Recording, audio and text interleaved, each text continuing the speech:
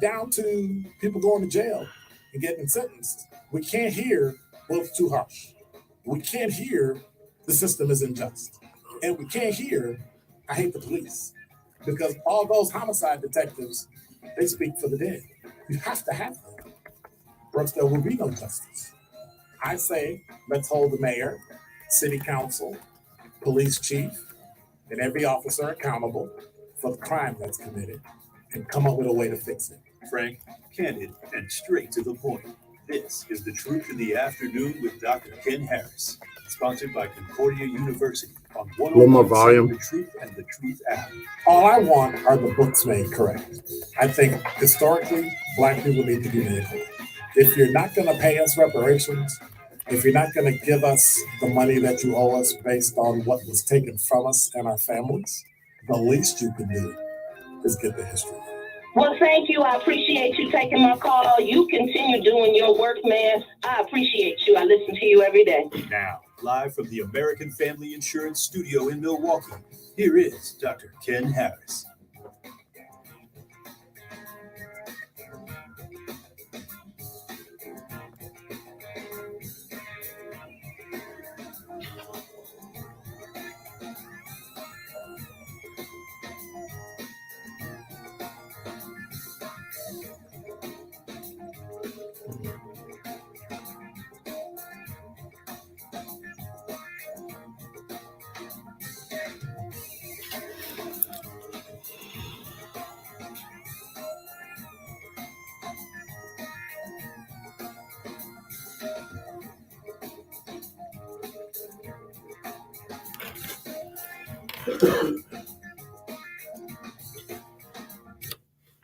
You're listening to Truth in the Afternoon. I'm your host, Dr. Ken Harris. 833-212-1017. We're live from the American Family Insurance Studio at Radio City. I'm on from 4 to 6. Then again from 8 till 10.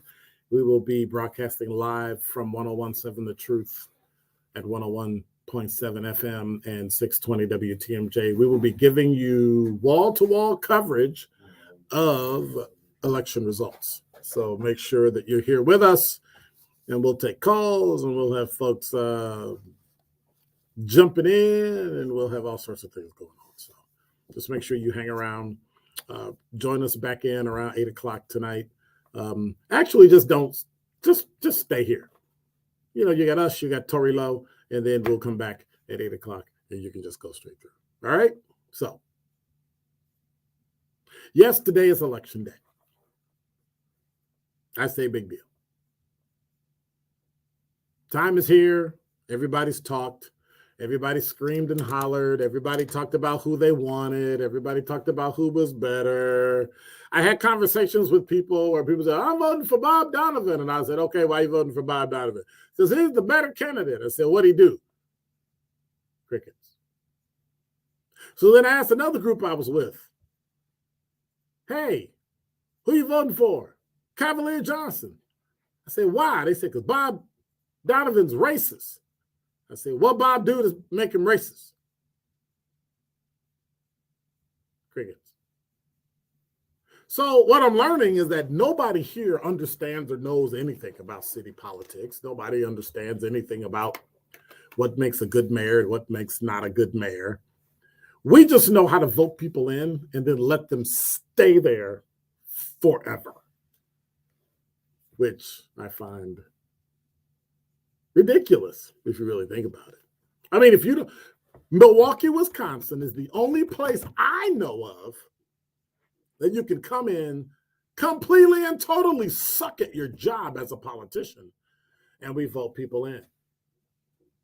And then we leave them in forever and ever and ever and ever, even though they don't do their job. As if it's owed to them, as if they have a right to be in a position that they are terrible at. Look at Tom Barrett, 20 years of nothing. Zip, nothing. City got progressively worse and continued to get progressively worse. And I blame the Common Council, I blame the Common Council president, and I blame the mayor. But that's only one side. The other side is we got to blame the citizens of the city of Milwaukee, like me. Well, I kind of complained about it and did something about it, but a lot of people didn't.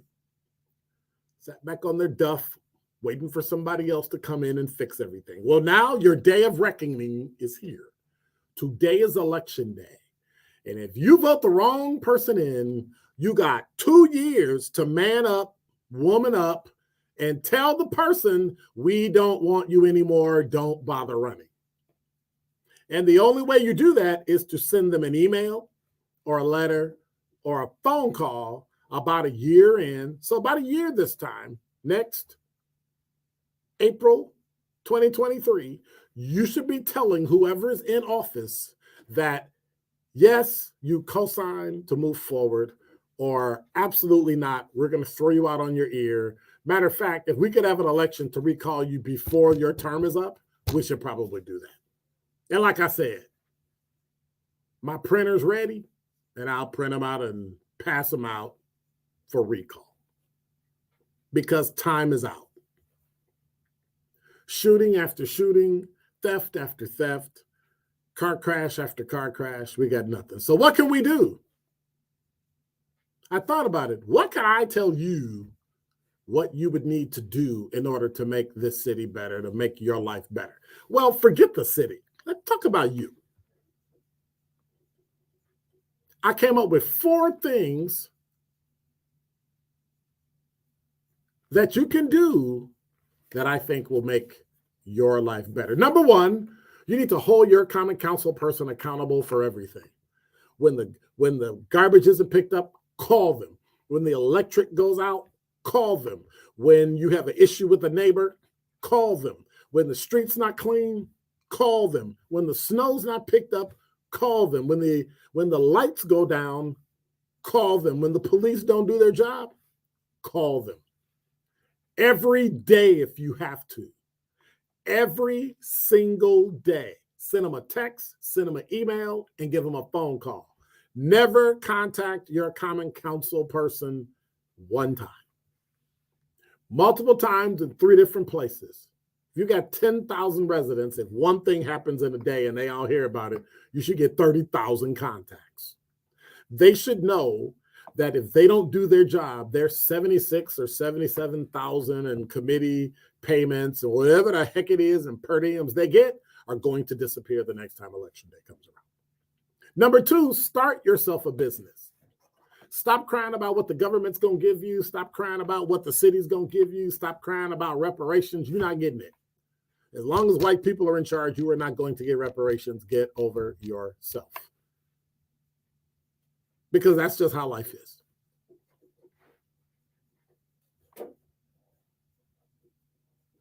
Tomorrow, I'm going to be on HBCUs, but don't get me started. That's number 2. Number 3, if you don't start a business and you're lazy and you've been sitting on your duff for all this time because of COVID, collecting paychecks you thought you were going to get, where universal income is the stupidest thing I've ever heard of, and it creates an underclass and makes people utterly and totally lazy, go get a job. Because I can tell you right now, when I was working before I retired, if I had lost my job, I would have gone and worked 5 jobs if I had to, which I really couldn't do. I probably only worked like 2 or 3. But think about that. A full-time job and another full-time job or 2 part-time jobs. First of all, you only work 8 hours a day, and out of the 8, you probably only work 6, and then you take a lunch. Then when you come home, you sit around and watch Netflix, Hulu, right? Amazon Prime, whatever else you got. HBO, Apple. So you're really not doing much anyway, right? Otherwise, you're in the garden or you're cleaning or you're doing clothes, right? Why don't you just get another 8-hour job? Because you don't sleep 8 hours anyway. You only sleep about 6. So just spend an hour traveling from one hour to the other and just go get 2 jobs. Because that's what we have to do in order to survive and make it. And with inflation going the way it is, it won't get pretty and it won't be better anytime soon. But that's who you voted in office, so that's what you get. Somebody's got to pay for universal health care. Somebody's got to pay for universal income. And if you think there are enough rich people in America to pay for it, you're either stupid or you're sadly mistaken. And I used to think that I was stupid. So I can say that. I'm talking about me. Go get a job. Stop waiting on somebody else. If you can't get a job, create a business. When things go wrong in your neighborhood, common council person, hold them accountable. But lastly, vote. So here's what I did. I went and voted today. So I kept a record of everything I did today, right? And so you see it right here.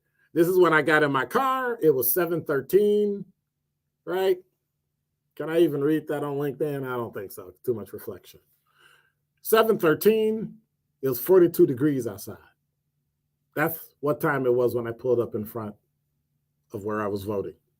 Then I took a picture of the sign itself that says, hey, vote here, right? So there's my car, right? And there's the vote sign. So then I got to the door and there's the entrance, right? Voter entrance right here. Voter entrance here. Entrada del electores aquí. Entrada de electores aquí. Right? Go in this door. If you only speak Spanish, go in this door. So then I went in and I voted. Now, can you holler across the glass and tell me, what number is that? 3. 3. Working at some polls, left at 1 o'clock, 13.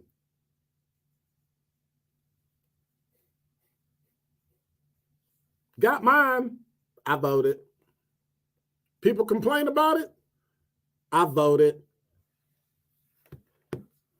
There's only 2 ways to have power in the city: vote and pay taxes.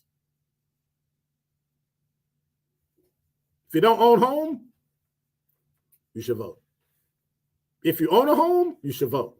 If you don't own a home, you should vote. Do you get it? So what do? These are simple things you can do in order to have control of your life, to have control of your city. Leave it to whoever the new mayor is to come up with a plan. Leave it to the common council for check and balance.